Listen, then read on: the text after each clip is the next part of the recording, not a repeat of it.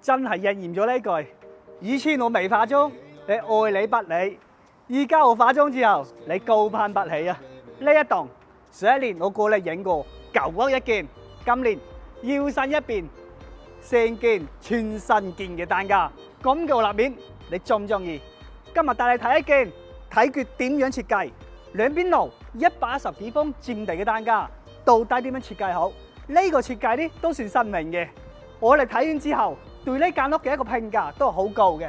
而且呢間屋咧，上幾日好多同學過嚟踩過點，地板都踩爛晒咁滯啊！咁但係佢有好多亮點，今日帶你一鏡到底睇到底。呢度入嚟就我哋主門口，個主門口呢度我哋採取咗幾級樓梯選，寓意步步高升。我哋喺度做高咗，你知唔知有乜用途啦？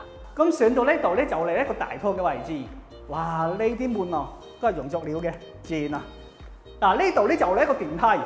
咁上去咧就嚟樓梯嘅位置嚟噶啦，落翻嚟呢度半層嘅位置咧就係我哋嘅一個車庫位置，啱啱睇得到噶啦。咁呢度咧就係車庫，咁所以呢個電梯咧喺車庫呢度上亦都 OK 嘅。嗱，我哋呢個車庫大概寬度咧有6米左右，可以停2台車嘅。咁呢度咧就我哋一個衛生間嘅位置啦。呢度咧就有一個設計套嘅，咁啊外觀照啊都有嘅。有興趣想參照呢啲咁嘅設計咧，可以過嚟睇睇嘅。我哋現時仲未做啲扶手嘅，到時做好晒扶手咧，層次感更高啊！上到呢度咧有一個半層，半層呢度我哋亦都漏咗一間房間，電梯可以上到嚟嘅。咁呢個房間咧可以做嚟一個公諗房或者係一個娛樂室亦都 OK， 扭個陽台，所以採光亦都 OK 嘅。呢度亦都係套間房嚟嘅。呢個位置咧，如果你想做一個茶室亦都 OK。上邊咧就嚟一個廳，設計得好唔好咧就睇設計師。到我哋啲樓梯行得速唔速，佢利用咗一個少少嘅一個1、2級嘅一個位置，所以我哋呢間屋嘅一個空間都係好好嘅。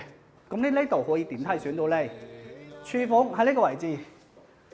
咁呢度咧，我估計呢個位置咧就有一個儲位咧應該，所以呢度就走唔到嘅。但係坐開靴之後就感覺好舒服啦。一個導台，一個廚房。咁我哋呢度咧就我哋一個飯廳嘅位置。漏咗一個大陽台，其實真係好舒服。呢度出邊擺啲盆栽，到時候啊喺屋企食完飯，小朋友出去玩玩，亦都好開心嘅。咁呢度咧就嚟一個廳啦。佢玻璃啊、採光、透光都係好舒服嘅呢間屋。呢個廳一家人坐喺度傾偈，綠也融融啊。呢個咧廳嘅一個佈局啦，啱啱講過，中間呢度有條柱，做一啲裝飾櫃啊，所以都好舒服嘅呢間屋。就上面睇啲房間，3樓呢2間房間，2間套間房大主套。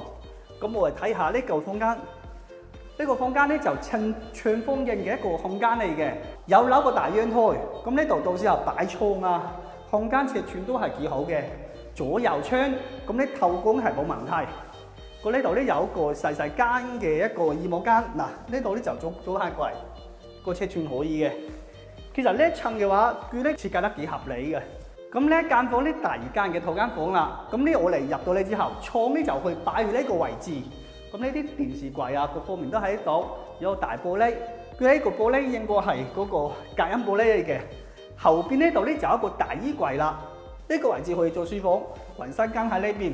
呢個佈局啱啱嚟啲，睇下其他房間吧。4樓嘅房間同3樓有少少區別，但係都係大致一樣嘅。呢個咧就係我哋4樓嘅設計套啦。呢間房間同啱啱嗰間咧就細咗少少，因為佢就咗一個陽台嘅位置。呢個亦都係套間房嚟嘅，小朋友用就 OK 嘅啦。